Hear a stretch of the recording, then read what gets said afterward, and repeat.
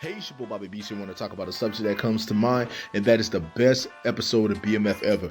BMF, for me, I've loved the series from beginning to end. Season 2 and Season 1 is just as good as one another, even though I hear a lot of people say they believe a lot of hype was with Season 1, and it didn't really live up in Season 2. I believe it did. Season 2 was really good, and everybody was going crazy over Season 2 from beginning to end. But I want to say Season 3 is way better than Season 2, but at the same time trying to be on the level as Season 1 as well. But with this episode they recently came out with everything that went down inside of it, I want to say this is most definitely the best episode of BMF so far. When it comes down to it, for those of you who have not seen this episode and you don't like spoilers, please leave the video. But if you already seen it, hey, we're gonna talk about it. The situation is basically this: Meech was getting ready to go take old boy down in his hood. However, Meech was also watching the cat that 2 Chainz is playing. I believe his name is Stacks. Stacks obviously been showing his hand the whole time, wanting to stab Meech in the back, and possibly one of the longest gun battles that we've ever seen in BMF period, and probably one of these shows anyway, like, you know, BMF Power, all of them. This show was called the Battle of Trentwood.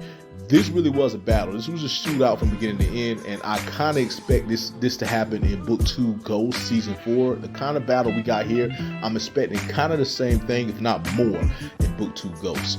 However, when it comes down to it, so much went on in this episode. It was the story of Brian and what he was going through, you know, with his son and being an ex-cop. It was the story of Lucille and Charles.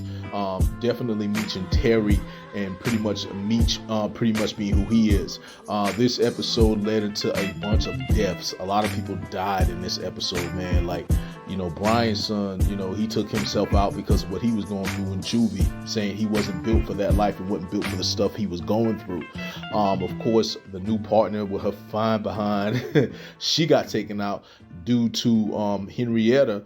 And there is a suspicion going on online that that's actually Henrietta's sister, and the fact that Henrietta didn't want anything to do with her father, who is a cop that's a big-time drug dealer and politician type. So there's a chance that might be Henrietta's sister. And then there's also another big death, of course, with Stacks, which he was betrayed by the head Haitian dude and taken out in this episode. So just big deaths back and forth, left and right. You know, a lot of death, really, to be honest with you. A couple other people died as well. A lot of people died. One of Meech's closest homies got taken out. The producer, he was done. You know, a couple of people that was featured in the episode, the big boy that was cool with Remy, he got taken out. Just back-to-back death in this episode. But at the same time, the story played a big part in it too. And I personally want to say this is definitely, in my opinion, the best episode in BMF ever, from beginning to end. Like, it was like its own movie. It set the mood from the very beginning of the episode all the way to moving into the very end, where Meech chose Atlanta as his home and where he was going to be and the family he was going to represent, while Terry returned to Detroit to hold down his family, basically setting it up where Terry's going to be in Detroit as the head dude in Detroit, and he has to take on Henrietta and her father, apparently, which I know Meech ain't gonna let him do alone, while Meech is down there dealing with potentially Remy, who might be an ally in the future or might still be an enemy, and the leader of the Haitian mafia right now. So they both are on their own 2 separate paths, while Lucille and Charles' story is taking place, as well as while Brian's story is taking place. His story in this tragedy, one of the biggest tragedies, if not the biggest tragedy of the entire episode, with him losing his son. So yeah, man, great episode from beginning to end. If anybody hated on this episode, man, they just a hater. I realized some people was talking junk about BMF lately, talking about, why don't you just get rid of BMF and keep power? I'm gonna tell you, it comes down to money, man. Book 2 Ghost has a big budget. And that's what I came to see, is the budget. They pay a lot of the stars a lot of money, especially certain stars that have bigger names than others. And I'm not saying that's a problem, because every actor in that show is great. But budgets like BMF or Book 3 Raising Kanan are way cheaper than Book 2 Ghost's budget. And you never know. I still think there's going to be a spinoff that's going to come out of Book 2 Ghost that's going to feature Tariq and Braden. Might be even Effier Kane.